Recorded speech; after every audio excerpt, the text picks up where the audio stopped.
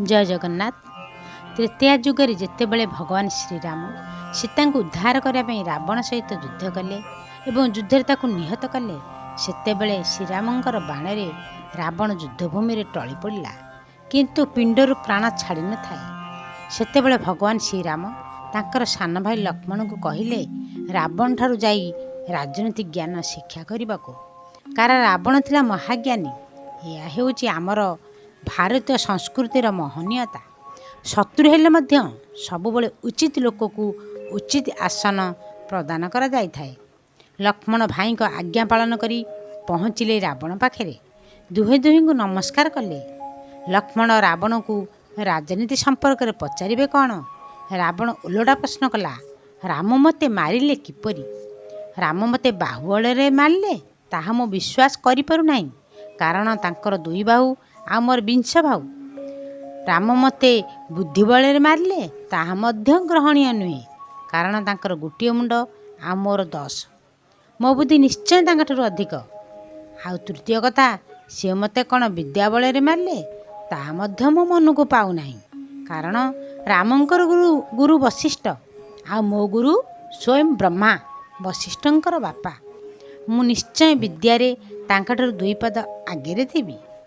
लक्ष्मण रावण पाखरु फेरी रावणर प्रश्न विषय भाई राम को पचारिले। ताहा शुणी सारिबा परे राम उत्तर देले, रावण को जहाँ कहबू से जहाँ करे नहीं मु ता करे, अर्थात तार माता पिता को प्रणाम करे नहीं। मु प्रतिदिन सकाळू माता पिता को प्रणाम करे। से गुरु को भूमिष्ठ प्रणाम तो करी दूरर कथा नमस्कार मध्य करे नहीं, किंतु मु मोर गुरुदेव को अष्टांग योगरे प्रतिदिन प्रणाम करे। यही प्रणाम द्वारा उपार्जित आशीर्वाद रूपक शक्ति द्वारा ही मुझे मारी।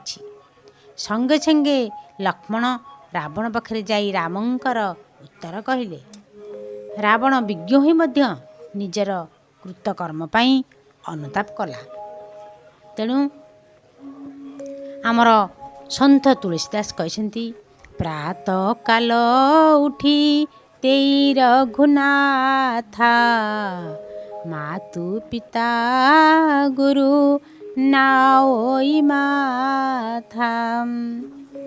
भक्त कवि मधुसूदन राय मध्य कहते, माता पिता ठारू बड़ देवता की सरगे राई जे नाही,